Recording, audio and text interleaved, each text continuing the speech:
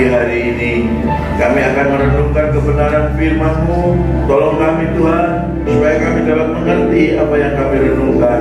Sucikan, kuduskan dari hamba-Mu yang menaburkan. Sucikan, kuduskan dari semuanya kami yang ada, supaya kami mengerti kebenaran firman yang kami dengar pada pagi hari ini.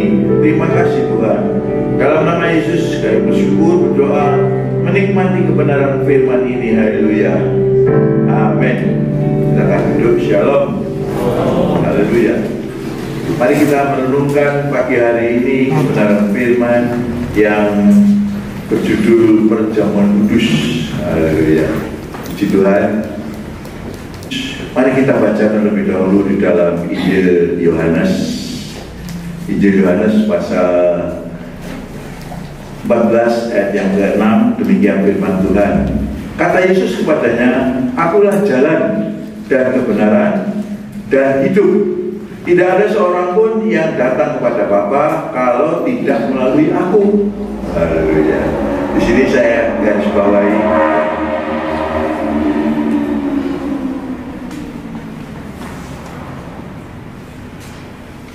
hidup, ya.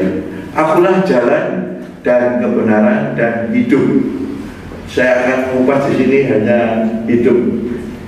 Haleluya. Hanya mengenai hidup. Jadi Tuhan Yesus berkata, akulah jalan dan kebenaran dan hidup. Hidupnya saya tebalkan dan saya akan mengupas tentang kehidupan ini, ya. Haleluya. Jemaat yang dikasihi Tuhan, kita tahu bahwa ada bermacam-macam kehidupan, ya. Ada 4 macam kehidupan yang kita mengerti, ya. Kehidupan yang pertama adalah kehidupan yang paling rendah, itu kehidupan tumbuh-tumbuhan. Tumbuh-tumbuhan itu hidup, ya. Dia punya perasaan, dia punya ya bernapas juga, ya. Tapi beda dengan kita, karena memang taraf kehidupan yang rendah ini adalah kehidupan tumbuh-tumbuhan, ya. Tapi juga cukup luar biasa. Kalau manusia dipotong ya mati. Tapi waktu tumbuhan ada banyak tumbuhan yang dipotong dia terus hidup lagi, ya. Kalau tidak disiram sampai kering, ya. Begitu kena air dia hidup lagi. Luar biasa. Walaupun kehidupan yang paling rendah tapi unik, ya.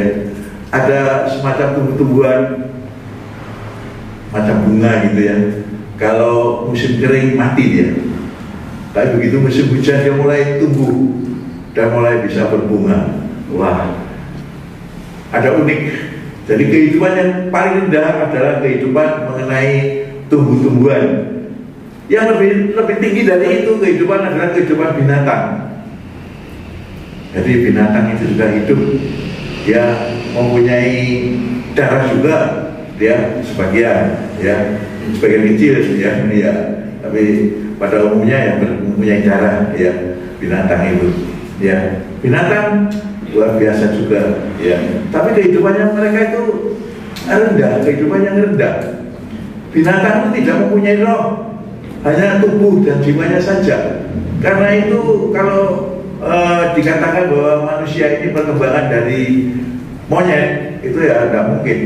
Bagaimanapun juga monyet itu dia tidak punya roh. Jadi ya begitu, tingkah lakunya mungkin sama dengan manusia, tetapi tingkat hidupnya hanya di atas sedikit daripada tumbuh-tumbuhan itu, ya. Binatang mempunyai taraf hidup yang berikutnya. Kemudian yang berikutnya yang lebih tinggi dari binatang itu ada kehidupan lagi, yaitu kehidupan manusia. Seperti kita ini, saat ini kita adalah mempunyai kehidupan, ya. Kehidupan kita ini sedemikian rupa, ya. Dan kalau kehidupan kita ini pada masanya mati, artinya tidak ada regenerasi di dalam sel-sel tubuh kita ini, maka kita ini dengan sendirinya makin lama makin tua, makin loyo, ya. Tidak ada pertumbuhan dalam hidup kita dan kita akan sakit-sakitan dan mati, ya. Itu kehidupan manusia. Siapapun kita, levelnya ya begitu, ya. Kalau kehidupan manusia ini pada taraf tertentu sampai pada saat mati, ya. Sebelum mati seluruhnya, itu mati pertumbuhannya. Jadi tidak ada sel-sel yang memperbaharui pertumbuhan kita. Tahukah saudara bahwa seluruh tubuh kita ini ada pertumbuhan? Kuku misalnya, itu tumbuh terus kuku itu, ya. Saya mau tahu bukunya siapa yang tidak tumbuh, ya. Jadi bukunya kuda mungkin tidak tumbuh, ya. Tapi kalau bukunya manusia, taraf hidupnya beda, tumbuh, ya. Dipotong, ada gunting bukunya, ya. Puji Tuhan. Kehidupan manusia adalah kehidupan yang dari segala sesuatu tadi, ya. Dari itu kehidupan tumbuh-tumbuhan, binatang dan manusia yang tertinggi. Memang pada suatu ketika manusia akan mati. Artinya tidak ada regenerasi dalam sel-sel tubuhnya, dan kalau tidak ada regenerasi di dalam sel-sel tubuhnya, ya menjadi sakit-sakitan dan mati. Ya. Tetapi saudara yang dikasihi Tuhan, ada taraf hidup yang di atasnya itu, yaitu kehidupan yang kekal. Ya, kehidupan yang kekal. Semuanya kita ditawari kehidupan itu. Ya. Caranya gimana? Mudah, hanya percaya kepada Tuhan Yesus. Tuhan Yesus tidak perlu diperdebatkan. Tuhan Yesus tidak perlu dibela, dia bisa membela dirinya sendiri. Betapa banyak orang-orang yang tadinya memusuhi gereja, yang membakar gereja, itu akhirnya dia bertemu dengan Tuhan Yesus. Kalau kita melihat di dunia maya, betapa dahsyatnya Tuhan Yesus itu. Orang-orang yang menyangkal, orang-orang yang tidak percaya pada Tuhan, orang-orang yang benci pada Tuhan Yesus, ditemui oleh Tuhan. Makanya saya menyarankan, ya, kita nggak perlu berdebat tentang Tuhan Yesus itu. Kalau mau ketemu dengan Tuhan Yesus, ayo sembahyanglah menurut agama masing-masing. Kalau kita yang percaya pada Tuhan Yesus, ya gampang saja, ya. Cuman orang-orang yang tidak percaya pada Tuhan Yesus itu, kalau mereka berdoa menurut keyakinannya masing-masing, ada banyak mereka yang ditemui oleh Tuhan Yesus. Mereka bahkan yang tidak mengerti kalau ada Tuhan Yesus itu ditemui. Setelah ketemu, loh, ini kan Tuhannya orang Kristen gitu. Ternyata Tuhan Yesus yang menemui. Nah, Tuhan Yesus menawarkan kehidupan yang kekal. Bagaimana proses kehidupan yang kekal itu? Ya, mari kita ikuti renungan pada pagi hari ini, ya. Renungan pada pagi hari ini kita akan ikuti bagaimana proses kehidupan yang kekal itu disediakan untuk kita. Kita membaca dulu di dalam Injil Yohanes pasal 6 ayat 47. Aku berkata kepadamu, sesungguhnya barang siapa percaya, ia mempunyai hidup yang kekal. Gak sulit kan? Percaya dengan sungguh-sungguh pada Tuhan Yesus, dia mempunyai hidup yang kekal. Haleluya. Hanya percaya kepada Tuhan Yesus. Yesus itu adalah Tuhan, ya, dia bukan manusia biasa. Memang dia manusia, tapi manusia untuk berbicara kepada manusia, tapi sebenarnya dia adalah Tuhan. Manusia kok bisa jadi Tuhan? Tidak bisa. Manusia tidak bisa jadi Tuhan. Tuhan yang menjadi manusia. Firman itu telah datang dan menjadi manusia. Jadi Tuhan yang menjadi manusia, bukan manusia jadi Tuhan. Orang-orang tidak bisa menerima, orang-orang tidak bisa mengerti karena kebalik. Manusia jadi Tuhan yang tidak bisa memang. Tapi Tuhan yang menjadi manusia, ya. Firman itu menjadi manusia dan ada di tengah-tengah kita, di nama Tuhan. Kalau demikian, nah Tuhan jadi buku aja bisa, apalagi tidak jadi manusia, ya, di Tuhan. Cuma yang dikasih Tuhan, kita membaca di dalam Injil Yohanes pasal 6 ayat 32, coba kita baca, ya. Maka kata Yesus kepada mereka, aku berkata kepadamu, sesungguhnya bukan Musa yang memberikan kamu roti dari surga, melainkan Bapakku yang memberikan kamu roti yang benar dari surga. Karena roti dari Allah ialah roti yang turun dari surga dan yang memberi hidup kepada manusia. Luar biasa. Pada zaman dahulu, waktu bangsa Israel keluar dari Mesir, memang Tuhan menurunkan roti, ya, dan roti itu disebut mana, ya, bentuknya hanya seperti sisi-sisi aja, letaknya di dalam embun, ya, bersama-sama dengan embun. Jadi manusia pada waktu itu dia makan roti atau mana ini, tapi dia akan mati, ya. Puji Tuhan. Ayat yang ke-34 kita baca.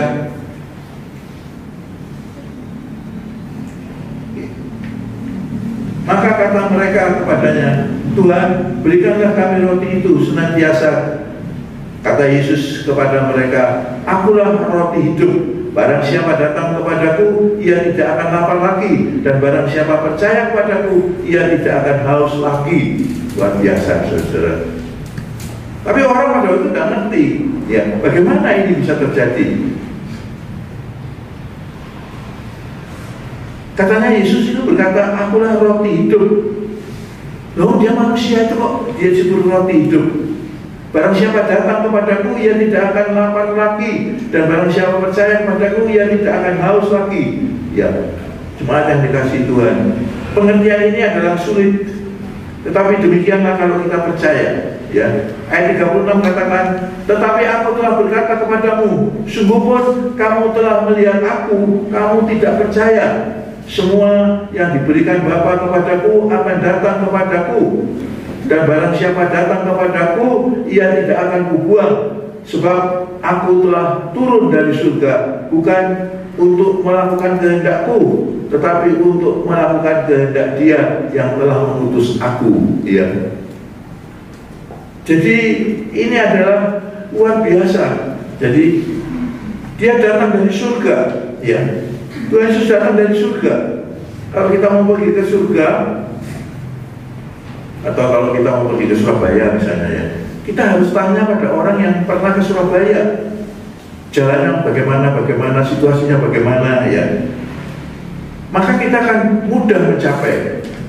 Demikian juga kalau kita mau ke surga, kita harus datang pada yang dari surga. Yang dari surga itu siapa? Yaitu ternyata Tuhan Yesus.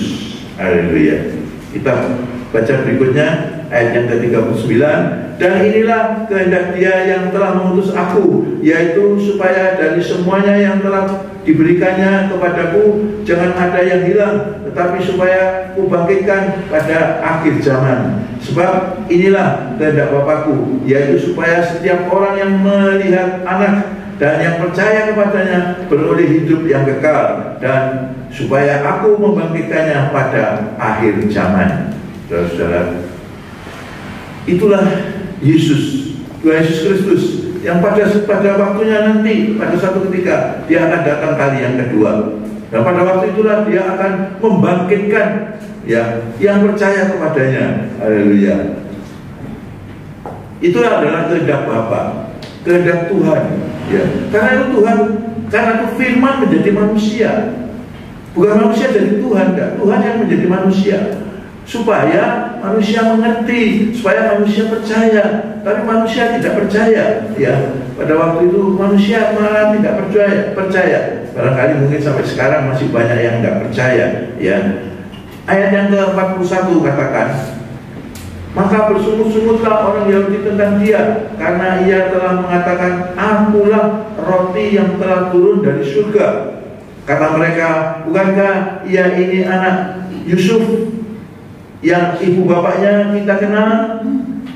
Bagaimana Ia dapat berkata, aku telah turun dari surga? Jawab Yesus kepada mereka, jangan kamu bersungut-sungut, ya. Untuk kita hidup pada zaman ini, jadi kita mengerti ceritanya. Kalau kita hidup pada zaman itu, mungkin kita juga punya pikiran begitu. Tuhan Yesus ini kok berkata, akulah roti hidup. Bagaimana berkata akulah roti hidup? Kan Yesus ini adalah anaknya Yusuf, ibunya Maria. Kita tahu mereka semua ada bersama-sama dengan kita, ya. Orang-orang pada waktu itu bersungut-sungut. Orang-orang mengatakan, bagaimana ini bisa terjadi? Bagaimana ini mungkin? Ya. Tetapi kita puji Tuhan, sekali lagi puji syukur.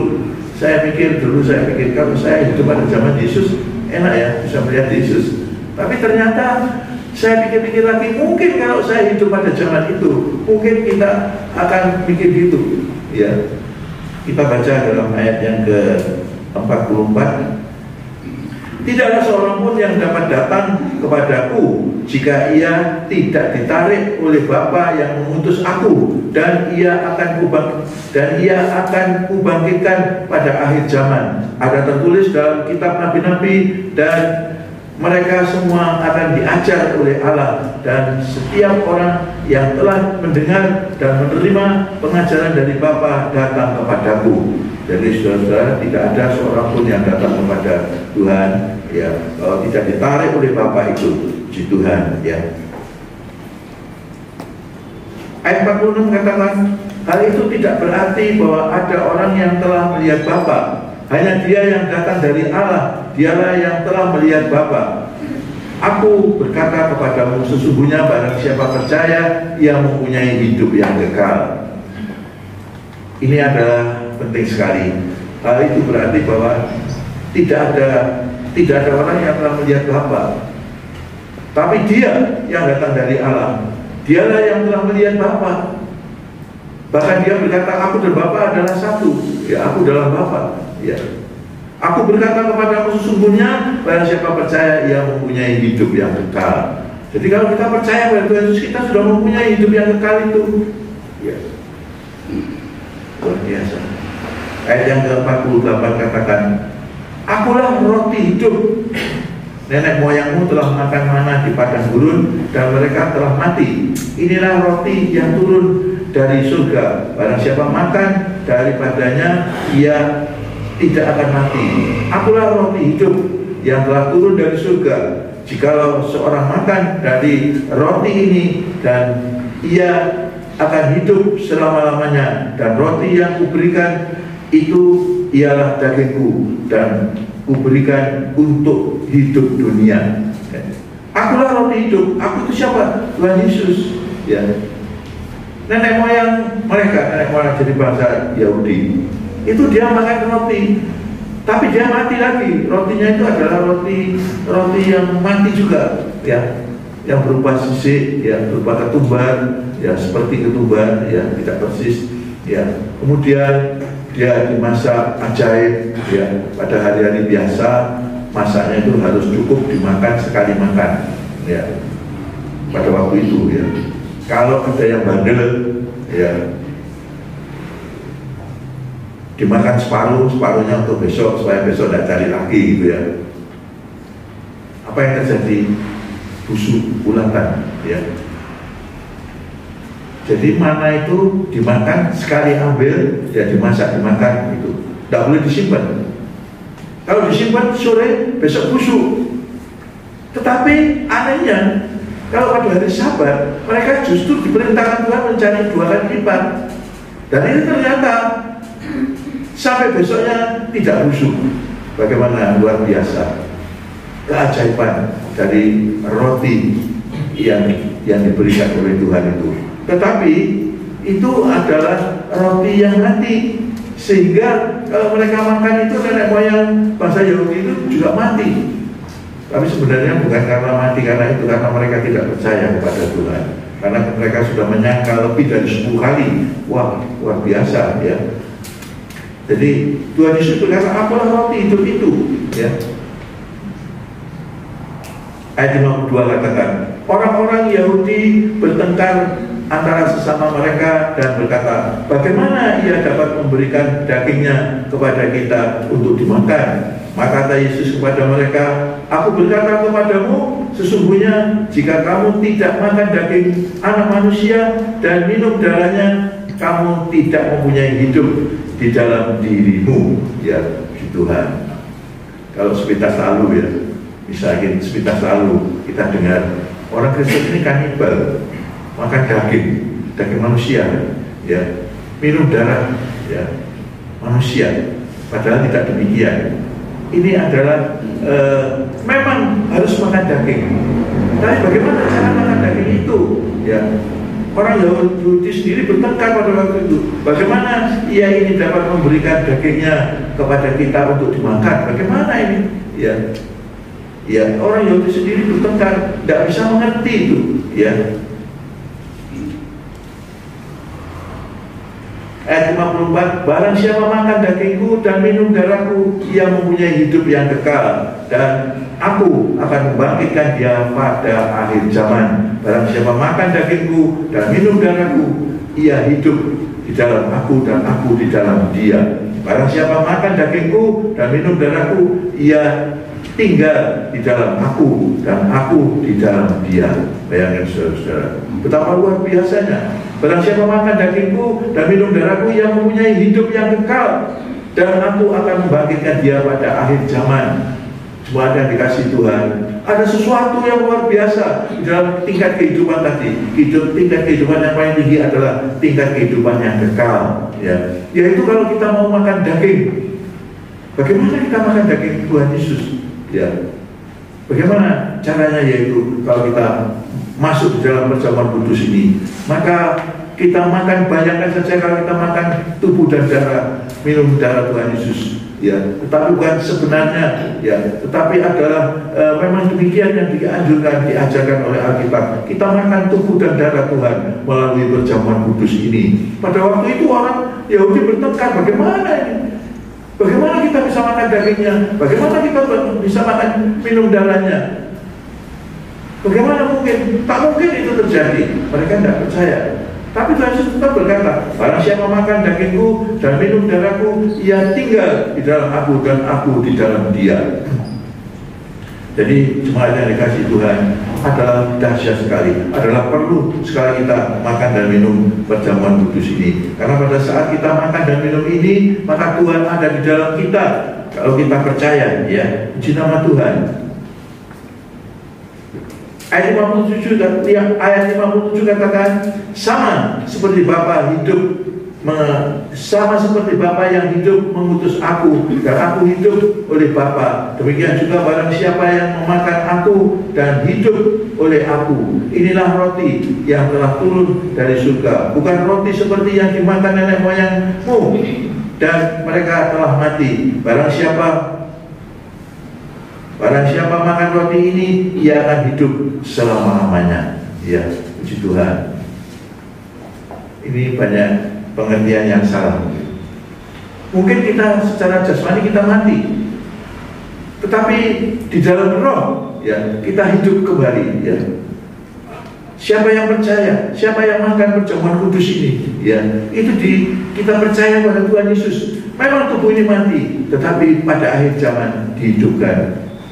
Saya percaya bahkan akhir zaman itu, ya, untuk tiap-tiap orang itu berbeda, ya. Secara global nanti Tuhan Yesus akan datang kali yang kedua. Tetapi secara pribadi, ya, bahwa Tuhan Yesus akan datang apabila kita waktunya sudah selesai.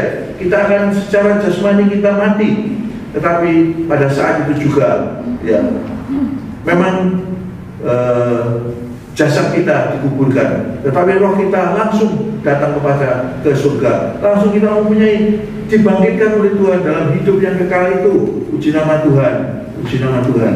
Barang siapa yang percaya kepadanya itu, dia akan dibangkitkan. Percayalah saudara jemaat yang dikasihi Tuhan.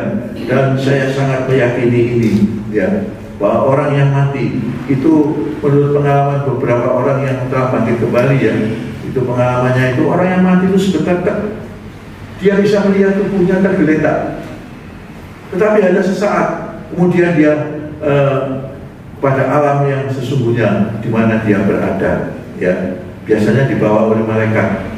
Jadi tidak ada pesawat jet yang datang ke sana, ya, tidak ada, tapi malaikat yang membawa. Karena itu kita nggak tahu jalannya di mana. Itu alam roh, ya, puji Tuhan. Ada beberapa orang yang mengalami peristiwa yang demikian, ya. Cuma yang dikasih Tuhan, ya, kita melihat lebih lanjut di dalam 1 Korintus pasal 11 ayat 27. Jadi barang siapa dengan cara yang tidak layak makan roti dan minum cawan Tuhan, ia berdosa terhadap tubuh dan darah Tuhan. Ayat 29, karena barang siapa yang makan dan minum tanpa mengakui tubuh Tuhan, ia mendatangkan hukuman atas dirinya. Sebab itu banyak yang di antara kamu yang lemah dan yang sakit, dan tidak sedikit yang meninggal. Cuma yang dikasih Tuhan. Jadi kita minum, bukan kita harus suci dulu baru kita minum, tidak. Tetapi kita harus, cara minumnya harus benar, ini loh, ya. Jadi banyak orang yang aku tidak minum perjamuan kudus karena saya tidak layak, saya berdosa. Tuhan Yesus itu datang ke dunia memang untuk mencari orang-orang yang berdosa, ya. Orang-orang yang berdosa inilah yang boleh datang kepada Tuhan, ya.